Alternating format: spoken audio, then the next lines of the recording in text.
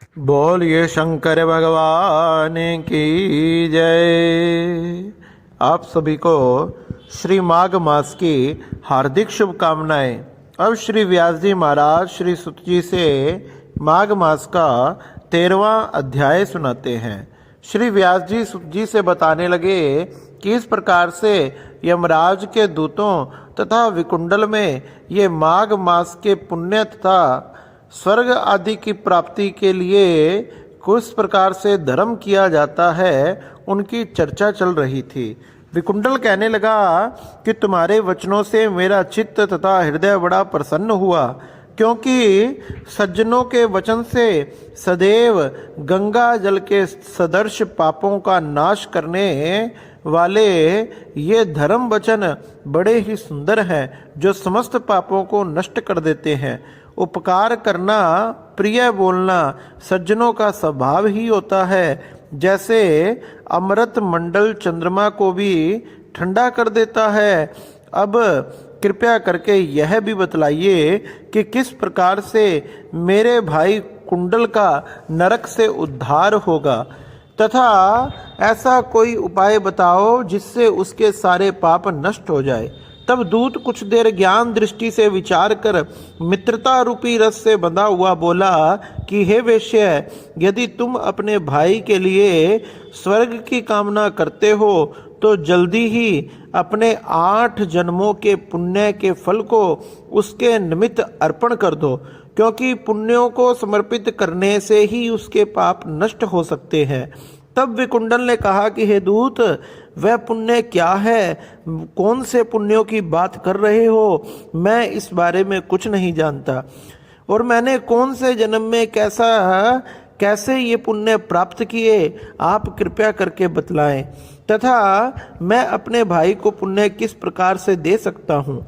दूत कहने लगा कि हे वेश्य, सुनो, मैं तुम्हारे पुण्यों की कथा कहता हूँ। पूर्व समय में मधुवन में शाल्की नाम के एक ऋषि थे।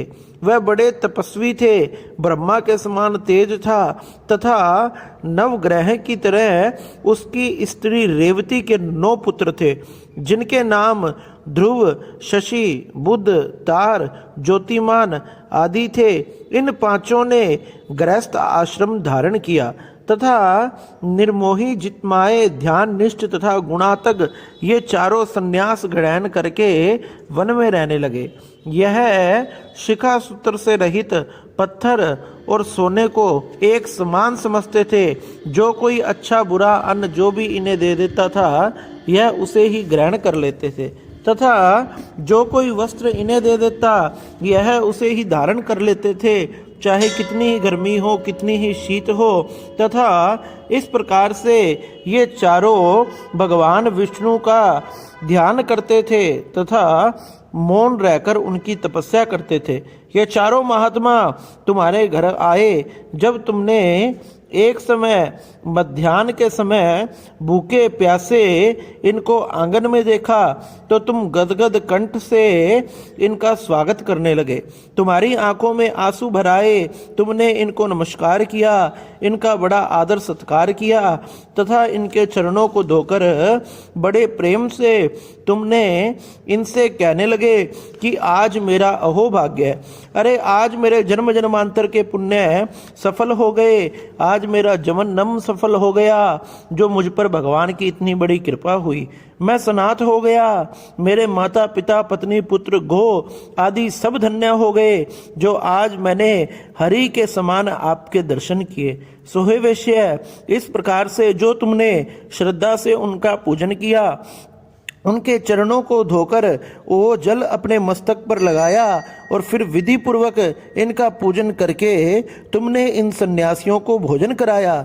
इन सन्यासियों ने भोजन करके रात को तुम्हारे घर में विश्राम किया और ब्रह्मा के ध्यान में लीन हो गए। इन सन्यासियों के सत्कार से जो कोई पुण्य तुमको प्राप्त हुआ, वह सब मैं कहने में असमर्थ हूँ, उसकी गणना नहीं की जा सकती, क्योंकि भूतों में प्राणी श्रेष्ठ है, प्राणियों में बुद्धि वाले श्रेष्ठ है, और बुद्धि वालों में मनुष्य श्रेष्ठ है, और मनुष्यों में ब्राह्मण विद्वान आदि श्रेष्ठ हैं, और विद्वानों में पुण्य आत्मा और पुण्य आत्माओं में ब्रह्म ज्ञानी सर्वश्रेष्ठ है। ऐसी ही संगति से बड़े बड़े पाप नष्ट हो जाते हैं, और यह पुण्य मैंने तुम्हें अपने पहले 8 जन्मों का बताया। सो यदि तुम अपने भाई को नरक से मुक्त कराना चाहते हो तो ये सारा पुण्य संकल्प करके उसे प्रदान करो। सो दूत के ऐसे वाक्य सुनकर उसने प्रसन्न चित्त से अपना पुण्य अपने भाई कुंडल को दे दिया, और जैसे ही उसने अपने भाई कुंडल को ये पुण्य समर्पित किया, अरे उसका भाई ये पुण्य को प्राप्त करते ही नरक से मुक्त हो गया, अनेक प्रकार की यातनाओं से निकलकर उसके पास प्रकट हो गया। दोनों भाई देवताओं से पूजित किए गए, देवता उनके ऊपर पुष्प वर्षा करने लगे।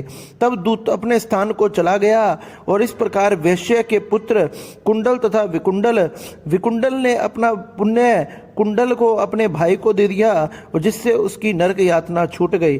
सो हे राजन, जो कोई इस इतिहास को पढ़ता है या सुनता है वह 1000 गोदान के फल को प्राप्त करता है। इसलिए हे सुजी महाराज, ये माघ मास बड़ा श्रेष्ठ है। इसमें जो व्यक्ति अपने पुण्य को दूसरे को भी प्रदान कर देता है उसके भी समस्त पाप नष्ट हो जाते हैं और भगवत धाम की प्राप्ति होती है। बोलिए शंकर भगवान की जय।